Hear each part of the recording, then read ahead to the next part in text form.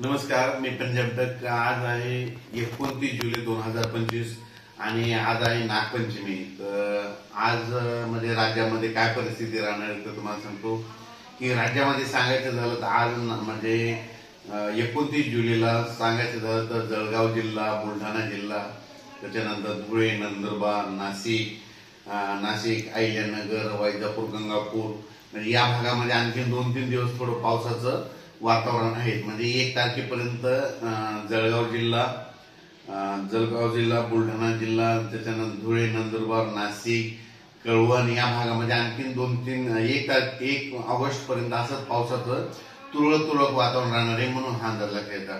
मग राज्यात मध्ये आता तुम्हाला सांगायचं झालं तर सर्वप्रथम आणि त्याच्यानंतर आज यवतमाळ देखील म्हणजे 29 तारखेला यवतमाळ, नांदेड या भागात देखील, आदिलाबाद, धर्माबाद थोडंफार पावसाचं वातावरण राहणार आहे।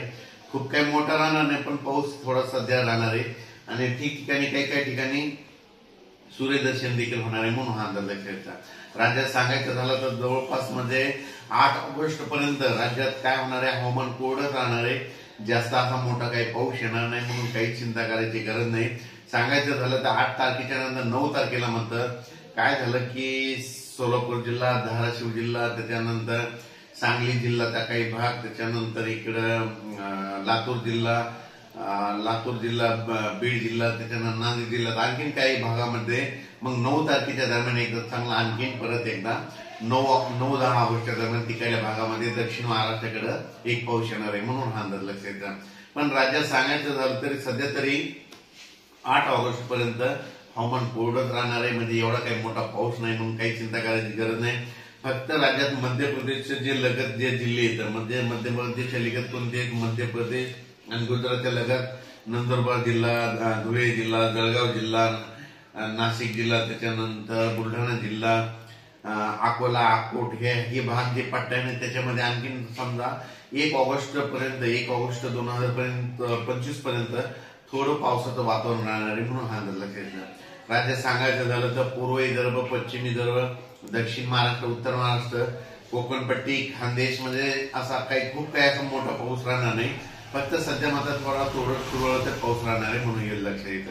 त्याच्यानंतर कोल्हापूर पासून ते सांगलीपर्यंत, कोल्हापूर, सांगली, त्याच्यानंतर निपाणी, कर्नाटकमध्ये निपाणी, बेळगाव या भागामध्ये तुम्हाला सांगायचं झालं तर म्हणजे सरीव येतील। म्हणजे असा ते पट्टा डायरेक्ट नाशिक पर्यंत, कोकणपट्टीमध्ये ते रायगड, रत्नागिरी ते म्हणजे इगतपुरी पर्यंत त्या पट्ट्यामध्ये काय होईल, सरी अशा 10 मिनिटाच्या 5 मिनिटाच्या अशा सरी येत राहतील, म्हणून ते लक्षात येतं।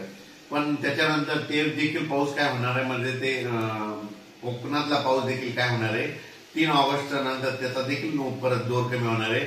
3च्या नंतर परत 8 तारखेपर्यंत परत तिकडे देखील चांगलं सूर्यदर्शन घडणार आहे। काय झालं, तिकडे इतका पाऊस झाला, सारखा पाऊस चालू असल्यामुळं त्यांचे सूर्यदर्शन नसल्यामुळं त्यांचे पिकं पिवळे पडायले, तर त्याच्या प्रकाश संश्लेषण क्रिया बंद होत नसल्यामुळं काय झालं की पिवळे धनवत येतं। त्यांच्यासाठी ती आनंदाची बातमी, म्हणजे 5-6 दिवस त्यांना चांगलं सूर्यदर्शन होईल, म्हणून कोकण आणि कोकणपट्टीच्या शेतकऱ्यांसाठी आणि दक्षिण महाराष्ट्रातल्या शेतकऱ्यांसाठी ही आनंदाची बातमी। त्याच्यानंतर सांगायचं झालं तर मराठवाड्यात देखील काय होणार, आज म्हणजे तुरळक ठिकाणी नागपंचमीचा जो सण असतो, तर नागपंचमीला काय असतं की दरवर्षी म्हणजे नागपंचमीची जी सापाची जी फडी असते त्याच्या म्हणजे थोडा तरी 4-2 थेंब प्रत्येक ठिकाणी येऊन जातात, कारण की ते मान असतं म्हणून एक माहीत असं म्हणून सांगितलं।